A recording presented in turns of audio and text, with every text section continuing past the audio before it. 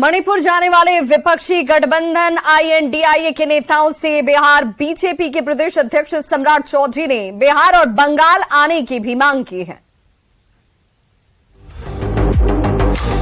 तो विरोधी दल के नेताओं से जरूर आग्रह करें कि आप यदि मणिपुर गए हैं तो बिहार और बंगाल भी आकर एक डेलीगेशन लोगों से मिलने का काम कीजिए।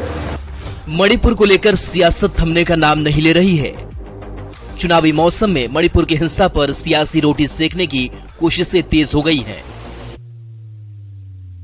विपक्षी गठबंधन आईएनडीआईए के नेता हालात का जायजा लेने मणिपुर गए थे। मणिपुर से लौटने के बाद विपक्षी नेताओं का कहना है कि उन्होंने बस न्याय के साथ शांति बहाली की मांग की है। आपको ये साफ तौर पे कहूं, हमने कहा है कि शांति की फौरी तौर पे आवश्यकता है, शांति न्याय के साथ। यही हमने गवर्नर साहिबा को भी कहा और उनकी संवेदनाओं से हमारा भी दिल भर गया। हमने सिर्फ समुदायों के बीच में रिश्ते की पुनर्वापसी की मांग की है। गवर्नर की शक्तियां सीमित होती है, राज्य सरकार की शक्तियां होती है। शक्ति जो है राज्य को चलाने की राज्य सरकार में नहीं है, तो इसलिए गवर्नर को जितनी शक्ति है वो बेचारी मेहनत कर रही हैं उसको स्थिति को सामान्य करने के लिए। माननीय गवर्नर ने तो कहा कि हमें खुद समझ में नहीं आ रहा है, आप लोग कोई रास्ता निकालिए, पहल कीजिए, आप लोग एक ऑल पार्टी मीटिंग कीजिए या जैसे भी करके आप लोग देखिए कि ये हिंसा कैसे रुक सकती है। वो खुद भी असहाय महसूस कर रही हैं। विपक्षी गठबंधन आईएनडीआईए के नेताओं के मणिपुर जाने पर बीजेपी के प्रदेश अध्यक्ष सम्राट चौधरी ने तंज कसा है। सम्राट चौधरी ने कहा कि मणिपुर जाने वाले बिहार और बंगाल क्यों नहीं जाते। तो सबसे पहले बिहार की यात्रा करनी चाहिए। बिहार में कटिहार में घटना घटी, बेगूसराय में हमारी एक बहन को, दलित बहन के साथ अत्याचार किए गए, अररिया में एक पति के सामने एक बहन के साथ बलात्कार किए गए, इसके लिए कोई नहीं आता। बंगाल में हमारी एक बहन जब चुनाव लड़ रही थी तो उसको नंगा करके पीटा गया, उसके लिए कोई नहीं आता। मणिपुर की घटना पर विपक्ष लगातार केंद्र सरकार को घेर रहा था। इसी दौरान बिहार और बंगाल में भी मणिपुर जैसी ही घटनाएं घट गई। अब बीजेपी के नेता विपक्ष पर निशाना साध रहे हैं। न्यूज़ 18 के लिए पटना से संजय कुमार के साथ ब्यूरो रिपोर्ट। दरभंगा में शव अपमान के मामले में बीजेपी प्रतिनिधिमंडल ने अपनी जांच रिपोर्ट प्रदेश अध्यक्ष सम्राट चौधरी को सौंप दी। बीजेपी नेताओं ने सरकार और पुलिस पर दलितों के साथ दुर्व्यवहार का आरोप लगाया, जिस पर आरजेडी और जेडीयू के नेताओं ने कड़ी प्रतिक्रिया दी है।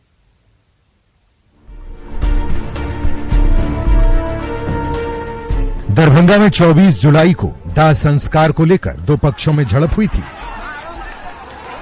उस झड़प की आंच अब बिहार की सियासी माहौल को तपाने लगी है।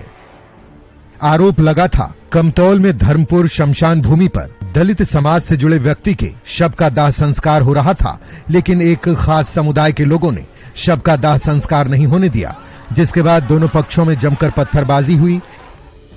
इस मामले की जांच के लिए बीजेपी ने 4 सदस्यीय प्रतिनिधि मंडल को दरभंगा भेजा था, जिसने अपनी रिपोर्ट बीजेपी प्रदेश अध्यक्ष सम्राट चौधरी को सौंप दी। रिपोर्ट में आरोप लगाया गया है कि दलित के शव के साथ बर्बरतापूर्वक व्यवहार किया गया और पुलिस ने दलितों की कोई मदद नहीं की। सम्राट चौधरी ने सरकार पर निशाना साधते हुए सीएम से इस्तीफा मांगा है। मरने के बाद भी दलित समाज को यदि बिहार में बेइज्जत किया जाता हो, इससे बड़ा दुर्भाग्य हमारे लिए इस बिहार में कुछ नहीं हो सकता है। नीतीश कुमार जी का पूर्ण रूप से ये बर्दाश्त है। तुष्टीकरण के चक्कर में ये लोग कोई कार्रवाई नहीं कर रहे। बीजेपी की रिपोर्ट और बीजेपी नेताओं के बयान पर आरजेडी और जेडीयू के नेताओं ने पलटवार किया है। महागठबंधन के नेताओं ने बीजेपी पर राजनीति करने का आरोप लगाया है।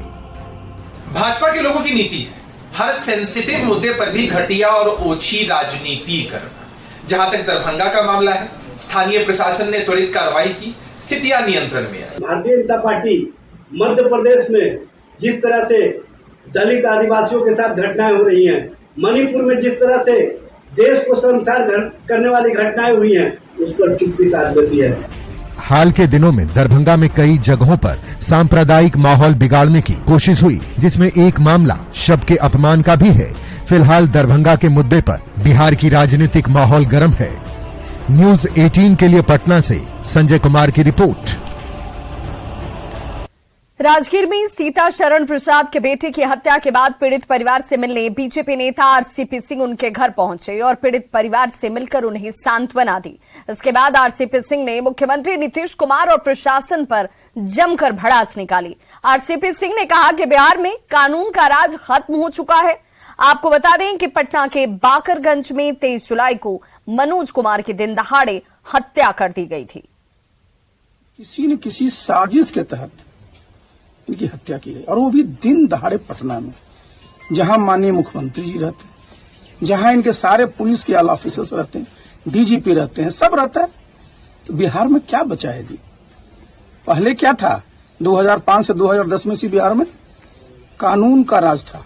अपराधी लोग कानून से डरते थे, और अब क्या हो गया है?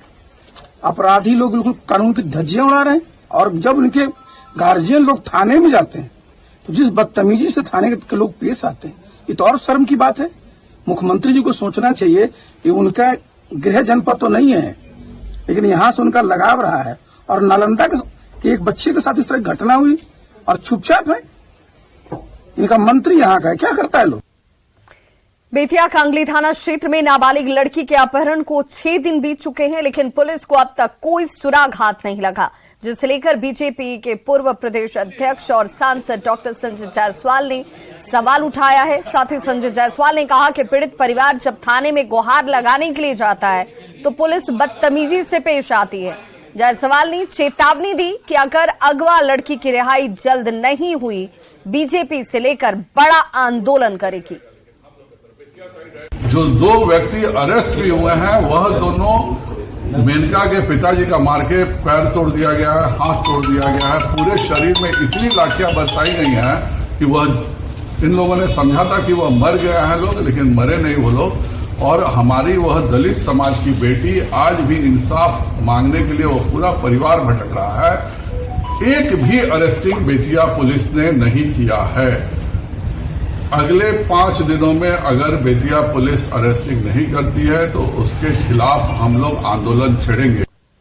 कटिहार के मनिहारी में असामाजिक तत्वों ने बजरंग बली की मूर्ति को क्षतिग्रस्त कर दिया, जिसे लेकर गांव के लोगों ने जमकर विरोध किया है। हालात की गंभीरता को देखते हुए पुलिस प्रशासन ने लोगों को समझा बुझाकर मामले को शांत कराया। चूंकि मूर्ति को किसने क्षतिग्रस्त किया है ये किसी ने नहीं देखा, ऐसे में पुलिस ने अज्ञात लोगों के खिलाफ प्राथमिकी दर्ज कर जांच शुरू कर दी है। मनिहारी एसडीएम ने लोगों को भरोसा दिलाया कि मूर्ति का फिर निर्माण कराकर प्राण प्रतिष्ठा कराई जाएगी।